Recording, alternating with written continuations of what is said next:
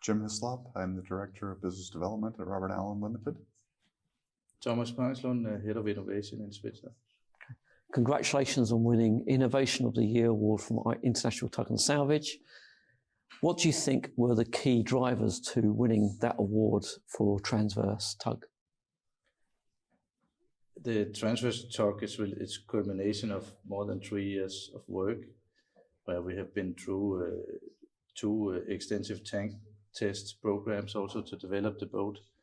And the values that we got from the tank test looks quite promising, and we do expect that this tug will help us save fuel in our operations. Maybe around 10 to 15% of fuel we would be able to save. So we're sort of pulling that lever, to reduce our fuel consumption as part of the green transition with this boat, and it's looking quite promising.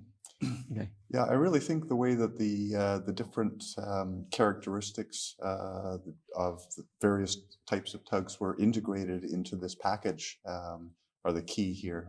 It's a very unique design in that it takes features from that we've seen before, but now have been integrated in a very unique way. There was a lot of collaboration between Svitzer's new build team and their innovation team and the Robert Allan design team. We formed a very good partnership, and we really, as Thomas said, working through the tank testing program, working through all of the aspects of the design really made it unique. Okay. As the naval architect on these sort of projects, what are the different size ranges of these TRAnsverse tugs do you think will be designed and developed? And what were the challenges in coming with this design? Well, first of all, the challenges of the design are that it's a very unique layout because of the drives at each end, the engines in the middle of the tug. There was a very tight space constraint lengthwise because we had to get the engines in a less length than you would normally have. As far as the size range, this tug is really scalable to any size range. We did a lot of tank testing.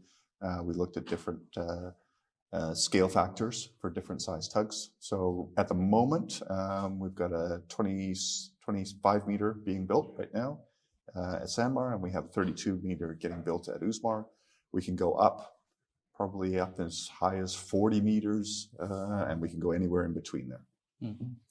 And it's really about making the tow point and the location of the thrusters, the hydrodynamic behavior of the hull. All of that needs to be balanced out to give us the performance that we look for in this boat. So it's also understanding the scale factors that Jim was talking about. How does it actually scale when we scale up the boat? Where does everything go to give us the performance that we would expect out of the tug? Okay. A lot of today from tug technology, the topics have been and discussions have been about sustainability and alternative fuels. What types of alternative fuels can go into the new TRAnsverse tugs? What's the future thinking? I mean, in essence, all of the technologies that you can put in a traditional ASD can go in a TRAnsverse tug. It's our belief that this tug will consume less energy, so we will have less energy to substitute with these new technologies. But we are in fact working on so far a concept design of this boat where it has batteries and fuel cells running on methanol. So we're working on that design. It's not been kicked off to build yet, but the design is fairly progressed. So anything can be put into this package that you could put into other tugs also. Yeah. Like Thomas says, any alternate fuel will work with these boats. The design challenges are a little different because of the configuration of the engines and the thrusters. So we have to rethink things, make them a little different from a conventional, say, ASD design. But yeah, we can work with all of the fuels.